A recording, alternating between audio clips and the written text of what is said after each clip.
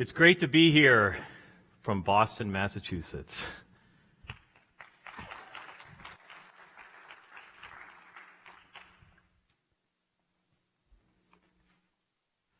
I've been playing guitar and also piano since I was a little boy. I love playing both instruments. I also love what I do for my real job, which is a software engineer, software entrepreneur, and software executive. Software and music. The relationship between the two has been studied extensively. A lot of really smart people have written about the relationship between the math brain, the left brain, and the music brain, the right brain. But I'm not going to talk about that today. Today, what I'm going to talk about is integration and connections, about finding meaningful links in your life and bringing them together to build something bigger, to build something long-lasting, and to build something that makes a difference. That's my personal story about music and software. I'll tell you how my passion for music has both informed and influenced my life as a software engineer and a software executive. I'll tell you about how I learned to play music and how similar that is to learning to write software, and how being a musician gives me an advantage in building community and making connections. Now, 2 years ago, I played guitar live on stage in Las Vegas in front of thousands of people and opened for the band Fun. And last year I did the same thing. I opened for Elvis Costello. And as you can see in this picture, I played at the House of Blues in Las Vegas with my fellow Rocketeers and bandmates. We call ourselves the Rocket Band. And just a couple months ago, I had this surreal experience of being on stage in the MGM Grand Arena in front of 13,000 people and played a solo before Aerosmith came on the stage.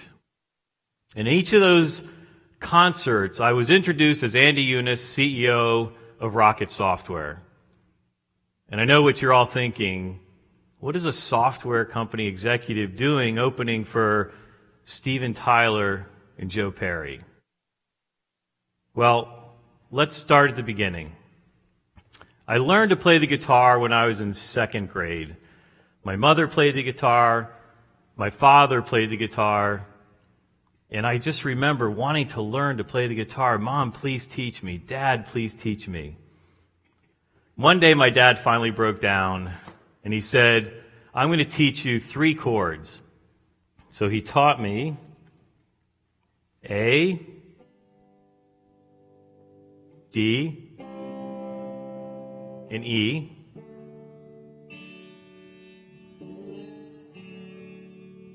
And he said, after that, you've got to learn it all yourself. And so I did. I was so excited. I started learning other chords. I started learning the notes.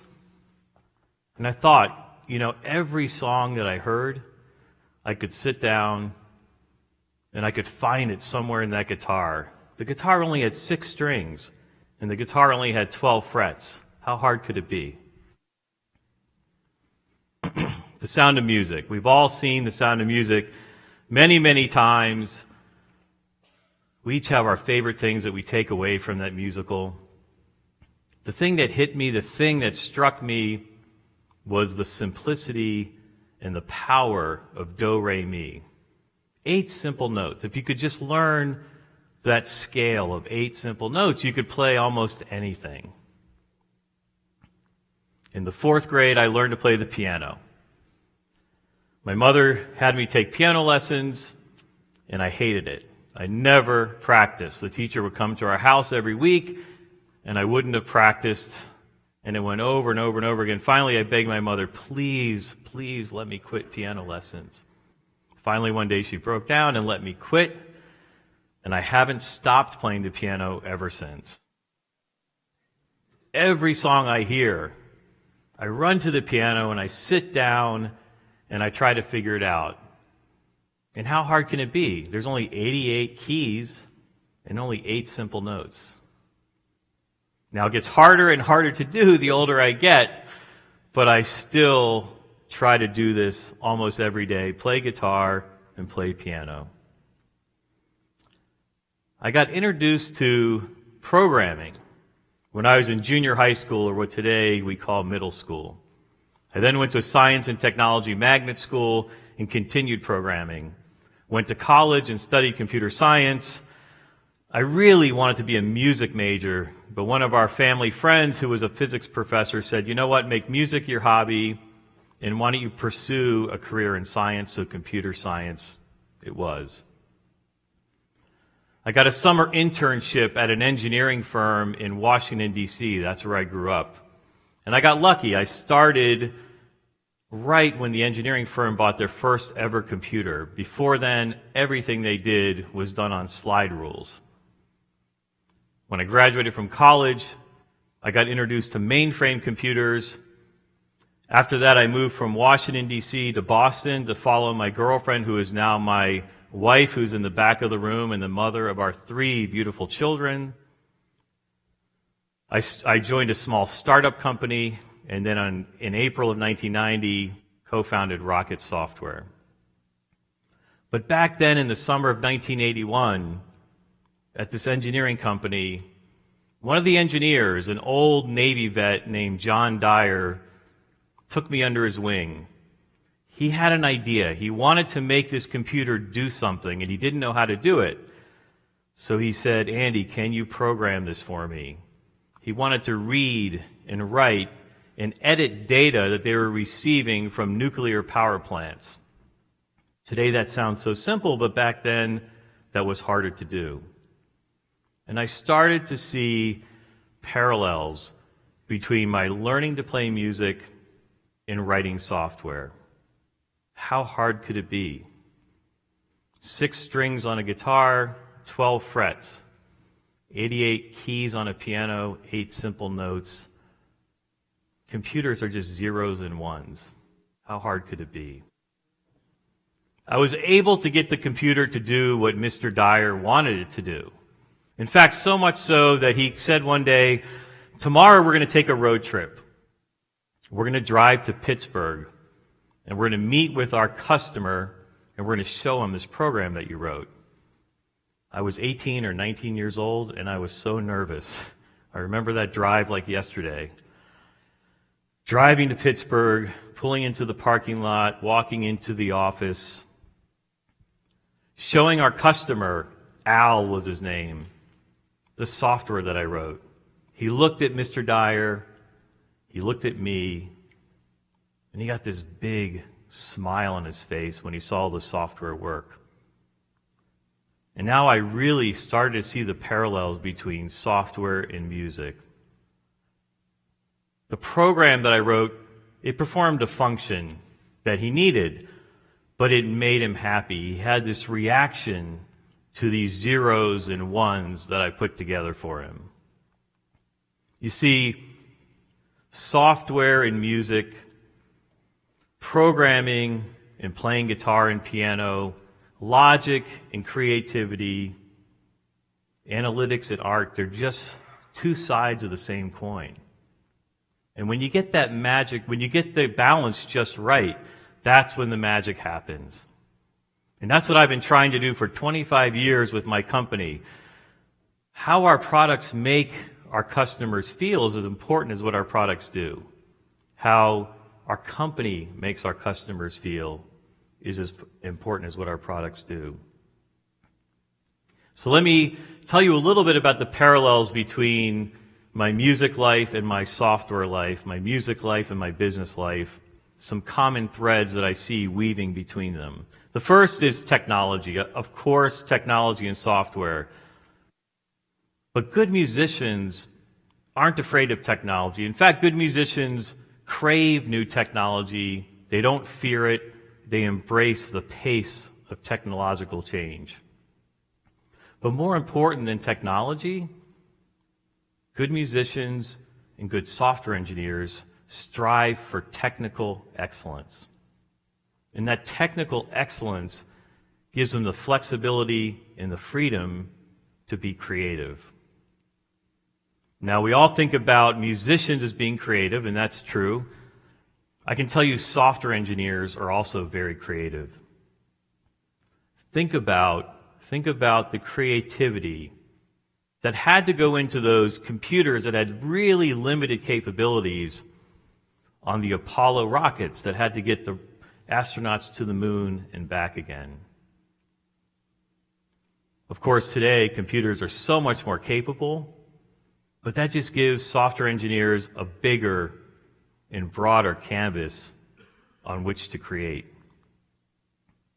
Innovation. Of course, software engineers have to be innovative, but musicians are as well. And when I think about innovation, it's not just creating things from scratch. Innovation is doing something more with a great idea from the past. So, one of my favorite guitarists of all time, Jimi Hendrix. Jimi Hendrix didn't invent rock and roll, but he did invent a unique sound that's clearly his. When you hear it, you know that's Jimi's guitar. And as I was driving in yesterday, I drove by Sweetwater, and they had a billboard up for B.B. King, who just passed away. And B.B. King didn't invent the blues, but B.B. King innovated. And you know when he's playing and he's doing the call response with Lucille, right? And Jaco Pastorius, he ripped the frets off his bass. And Bill Monroe, right here in Indiana, created bluegrass music and sang real high. All of these guys are legends and innovators. Another common thread is what I would call making mistakes, you might call taking risks. Good software engineers and good musicians aren't afraid to make mistakes, but they want to learn from them. So continuous improvement. I want to try something new. I'm going to fail at it, but I'm going to learn from it to get better. Collaboration. When I first learned to play the guitar and I was playing, I was in my bedroom. And it wasn't until I got out of the bedroom and started playing with others that it got to be real rich and deep. Same thing with software engineering. At some point, you have to get out of the basement, out of the bedroom, and collaborate with others to really make a difference. And the last is trust. When I'm playing with the Rocket Band and others, I have to trust that everybody's going to be doing their job. When I'm running Rocket software, I have to trust everybody's doing their job. And they have to trust me that I will create the space for them to follow technology, be technically excellent, to create, to innovate, to take risks and make mistakes, and to collaborate with each other. Trust works both ways. Music is also a great connector. Each year, the first week of December, I invite our leaders of our company to come to Boston for a leadership summit. And they come from all over the world: Australia, Russia, China, Japan, all over Europe, all over North America. And many of them have never met each other before. When the company was smaller, Marianne and I would invite them to come to our house for dinner and drinks. And at some point during the night, a group of us would sneak away. We'd sneak down into the basement into our music studio, and we'd start to play. My son Michael, who's also here in the back of the room, would play drums. I'd pick up a guitar. Rich would pick up a bass. Gary, another guitar. Amadei would jump onto the keyboard, and we'd start to play. No script, no rehearsal, just seamlessly fit together and connect with each other and play. And what I tell people at my company, if we can connect so seamlessly with our music, then it should be easy to do that with each other and with our customers and with our partners across all of these geographic boundaries. So it leaves me with one final thought. Music impacts how people feel. When I'm playing, I look out into the audience, and I can tell who's getting into it, who's listening, and who's pulled out their cell phone and is looking at their Facebook or their Twitter. I can tell if the music I'm playing is having an impact. It's the same thing with the software that we write. Good software makes people feel good. Good service makes people feel good. Good brands make people feel good. So I told you I opened up for the band Fun in Las Vegas. Let me tell you the real story. So my company sponsored this conference, and we sponsored the concert night at the conference. And I had a simple job, a very simple job. Go out on stage in front of 6,000 or 7,000 people, play a guitar solo, invite a couple of my colleagues up on stage, give the guitar away to one of the conference attendees, and then introduce the band. So I practiced and I practiced and I practiced. When the time came, I got up on stage. I played my solo, and it didn't go very well. I remember leaving the stage and not being pleased with my performance. But so many people came up to me and told me how great it was. I couldn't figure out why. And then I thought about it, and then it hit me. It was extremely creative and innovative to introduce my music persona into my company persona. Nobody had really done that before. The other thing about it was I took a risk.